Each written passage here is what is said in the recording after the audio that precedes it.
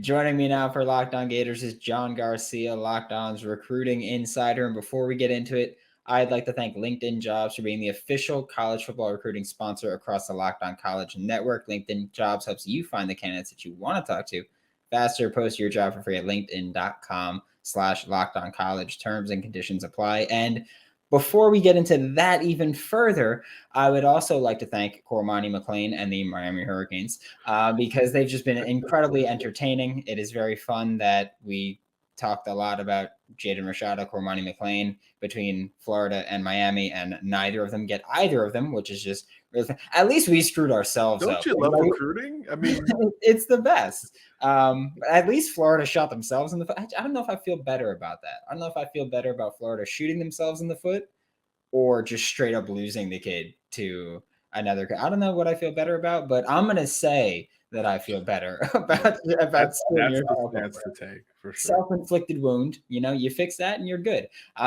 But no 2023 here. We're talking 2024, kind of 2023, I guess, a little bit, because there are rumors of DJ Lagway, Florida Gators, is a very highly ranked quarterback, reclassifying. Like I said, rumors. And before we even talk about whether or not that's a good decision for DJ Lagway personally, I don't understand the logic behind reclassifying DJ Lagway or anybody, because at this point, you're not really going to be here until the summer. Spring practices have started. Right. The training has started already. But what even is the purpose of asking DJ Lagway to reclassify? Not saying Florida did that, but the rumor, just saying that, asking him to reclassify, when the only reason I can think of is we really need a win right now. Look, I think normally the reclassification game is a correction. Usually it is the quarterback position, and it's these kids that are held back a little bit from a time perspective. They start school a little late so they could be that much bigger, faster, stronger, better by the time recruiting rolls around, and they can get more offers and make dad happy in most cases. But in this case, yeah, it seems like the goal for a potential reclassification would have been just to get another body in the quarterback room a little bit sooner. But the pressure it puts on the kid is really tough. I mean, we've talked to JT Daniels, we've talked to these quarterbacks that have made these skipping an entire academic year moves, and it really puts pressure on you mentally, because you've got to double your class load while still, staying in shape and doing all the things that made you in this position in the first place. And it really puts a lot of stress on you in order to get you on college in this case, just one semester earlier. I think that's a great point you brought up. If there was a scenario where he would potentially arrive in January this month, maybe it's worth it, right? Maybe you say, okay, he can get through the spring, assimilate towards college life, and take those freshman lumps on the field mentally and or physically in the spring months, as opposed to fall camp, where it is very much more associated with the actual season. That wouldn't even be a possibility in this scenario. So it really wouldn't make a whole lot of sense, other than the perceptional win, which is fine, I guess. But really, he'd be a depth chart nightmare, right? Because now all of a sudden he expects something that might not be there for him at UF immediately. Is he a scout team guy? Something he probably never had aspirations to contribute towards. How does that work mentally going forward, even if things go well? I mean, there's so many dominoes that could fall negatively from a reclassification, from a mental and physical standpoint, that, yeah, unless it is an emergency situation or one that you kind of limp into. I forget the kid, but there was a quarterback a couple years ago who didn't realize he was only a couple extra credits away from graduation. So he went ahead and did it in the summer. But that's a different situation than adding an entire year of academics on top of where you're at. So unless you're dramatically ahead and it just kind of makes sense logistically, 9 times out of 10, you want your quarterback coming on the right trajectory in January after his senior football season. And that would be fine. I mean, Florida's got maybe not the names a lot of us expected, but they've got the bodies, they've got experience now. in that quarterback room, and they're going to the rollout in 2023 with that group most likely. It should also be noted, Brandon, that there's another portal window, right? The spring portal window will be just as intense. I mean, look across the SEC there at Ole Miss. You think all three of those quarterbacks are going to be there for game one? It would be a borderline shock at this point. So there's still going to be some portal movement and some big names in the portal after spring ball and the dust around it settles. So again, thrusting in a DJ Lagway in the summer after that portal window opens and closes would only be creating a logjam, in my opinion. You've got DJ on board. He's an elite recruit. He's a national name. Extend the amount of time that you can benefit around that, as opposed to rushing him towards Gainesville for good. And look, he's a great player who made big strides sophomore year to junior year, but he's still got a ways to go. You want him to make another jump before he gets to college, as opposed to using some of that potential eligibility while he is making the same gains he would have made as a high school senior. So pros and cons to both sides of this thing. But in this case specifically, I think it actually works out better for Florida if DJ stays in the traditional class of 24. Yeah, I think the biggest reasons that I have for him not reclassifying are that at this point, you won't get him until a mid-year enrollee. So he's going to be a summer kid. He's not going to pick up a playbook. Like, he's not going to learn the playbook in time to be your starting quarterback at all. So you're essentially bringing him in to redshirt for no reason. And you're losing a spring, right? Because it's not like he's going to play spring ball in high school, because he's not going to be at that school. He's not going to be at Willis High School in the fall. So naturally, they would move on from DJ and start to rebuild their own quarterback room. So now he's not even getting that work he would have gotten otherwise. Yeah, and if he's as good as you think he's going to be, then he's going to be an NFL draft prospect sooner rather than later. Again, this is assuming he works out. He's going to be a draft prospect sooner rather than later, which means that you have him as your starter for 2024 and 2025, and then he's gone. Whereas if he doesn't reclassify, then you have him 24, 25, 26, and you get at least 3 years of him starting, and you get the lumps out of the way in 2024, which isn't expected to be a great year for Florida anyway. But today's episode of Locked On Gators is brought to you by BetOnline. The Florida Gators were 4-point underdogs on Wednesday against Texas A&M. And I said, I'm going to take them to cover the spread, because if they lose, it's going to be a close one. Look what happened. They lost, yeah, by 2. They covered the spread. If you tailed it, if you did whatever it was, congratulations. I made you some money. I'll take my standard agent 3%. That's fine.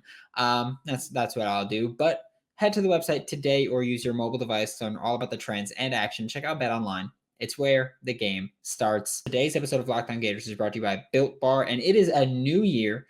If your New Year's resolution, which many people have New Year's resolutions, I don't, by the way. I like to say that because I fail mine, or I just I feel like I shouldn't need the new year to motivate me. Personally, I don't care what anybody else does. But if yours is about getting fit, like most are, eating healthier, whatever it might be, losing weight, whatever it is, make sure to include Built Bar in your plan and in your diet. I have a hardcore sweet tooth, which is why I eat Built Bar, because again, I try to remain not disgusting to myself year round. And with a sweet tooth, that's hard to do. But Built Bar is coated in 100% chocolate. Most bars have 130 calories and just 4 net carbs, along with 17 grams of protein. And they're finally in stores. So go to Built or BuiltBar.com, or go to your local Walmart or Sam's Club and get Built Bar and enjoy that mother trucker. Assuming that he stays in 2024, assuming he actually shows up to Gainesville, because why not? Why wouldn't something like that happen? I see why you're a little gun shy talking. Yeah, you can see why, because we had 2 QBs and then we had none. So Yep. When you're this early in the game, how do you focus on filling the rest of your 2024 class? Because I realize I just said we're this early. We're not that early. Like, we're less than a year away from these guys getting on campus and everything. But Florida, under Billy Napier, added a quarterback late in the 2023 cycle. They added Marcus Stokes in the summer, but he was never really the guy. He was just, well, we have a quarterback, so there's that. And then you add Jaden Rashada. You kick out Marcus Stokes, and then you lose Jaden Rashada. So it was kind of weird to see how the whole process worked out. But if you're Florida, how do you go about filling the rest of the class around DJ Lagway? I think with a quarterback on board so early, and that's a great point, Brandon. Like that's very necessary for Florida in this build up to 24. You can now be a little bit more elongated in some of those calculations, right? As opposed to at different points feeling almost rushed in the 23 cycle. You can now be more calculated. You've got your main face of the franchise, leader of the pack on board already, and you could start to build from there. I think it allows you to rely more heavily on, that huge support staff that Florida's got on board under Napier, allow the evaluations to really dictate the board as opposed to the competition or anything else, and allow that thing to marinate. And now you can present DJ, who you want to be an extension of your coaching staff. You can present him with, hey, these are the 10 to 15 players, offense, defense, whatever it is, that we really need to focus on. If you want to go and start nudging these guys, go ahead, as opposed to bringing in a quarterback later in the cycle. And he kind of just presents as just another player. Like, how much did Marcus Stokes or especially Jaden Rashada help build the Florida recruiting classes? I can't point to any recruit that they were extremely pivotal for. So now when you elongate the opportunity for that, not only do you have more room to adjust when some of the dominoes inevitably start falling your way and other ways, but you also have more time for DJ, in theory, to build those relationships, because there are no rules against peer-to-peer recruiting, contact, communication, all those things. So now by the time you get closer to the fall and signing day, he's had a 6, 7, 8 month relationship with a lot of these top Gator targets, and they'll feel that much more comfortable about joining up. I mean, if you look at the top recruiting classes this past year, most of them had the QB1 on board pretty early. Nico to Tennessee was a very early deal. Bama had 2 different quarterbacks commit, one early in the spring, one in the summer. That helped out to build that class. Arch Manning, obviously, early summer. So you have even more time than some of those cases to build some of those relationships. And those schools that finish near the top, which is always the goal for UF, those quarterbacks played a huge part. Don't tell me Arch Manning didn't play a huge part in Texas's great class. And it goes so on and down forth. So I think all of that is very important. You can build relationships peer-to-peer as opposed to just coach to recruit. Yeah, that was actually going to be one thing that I wanted to ask about, as far as like, do you just go like, hey, we want this receiver out of Lake City, go hit him up and try to nudge him over? Because this is also not a weird situation, but DJ Lagway, he committed like December 7th, I think it was. He committed December 7th specifically because he said, I'm ready to build my class. Like he's already got, he had no part in Chauncey Bowens or in Miles Graham, but he still has them in that class already. Mm-hmm. They have been very vocal. So now you kind of just go, hey, DJ, like, we want these kids. And by the way, I don't know what role Marcus Stokes played in recruiting anybody, but I know Jaden Rashada, the only commit Florida got after he flipped was Caden Jones. And I want to assume that it really had nothing to do with Jaden Rashada there. But yeah, so that's how it goes, where the coaching staff can kind of just be like, hey, like, we want this kid, go get him, build your class, or build your class, I guess we'll say. Because it's like, yeah, not really, but kind of. But he's QB1 for the class. He's not going to have competition there. Maybe a portal kid will come in later, but it's his class. So bringing in is literally just the coaching staff, assuming the coaching staff goes, hey, we want this kid, nudge him a bit. 100%. I mean, that really becomes an extension of the staff. There are no rules against it. So every coaching staff wants the QB on board early, if at all possible, especially 2 cases here where one, national name, everybody knows him, committed early, big stage, dual threat, fun to watch, a guy everybody can kind of understand, okay, I see why he was so coveted. And 2, a kid from outside of the region and the footprint. I think that's even bigger for Florida in this build up to 24, because the state of Florida is always going to be important. You're always going to be able to pluck talent. That's really been Napier's MO since he took over was really dominating the state of Florida, and then using the other states as sort of a supplement, especially in that traditional SEC belt. But with the Texas kid being the face of your program, it really extends your potential reach. I don't have the Gators roster in front of me, but I can't imagine there's double-digit Texans on that roster right now. So now you can potentially dip into one of the other most fertile states in this country. So I think that can really help you on both ends. From one end of Florida saying, hey, nudge this receiver from Houston or Dallas or whatever it is. But then on the other side, maybe DJ with he's ambitious, right? And he wants to build a class. It's something he's talked about.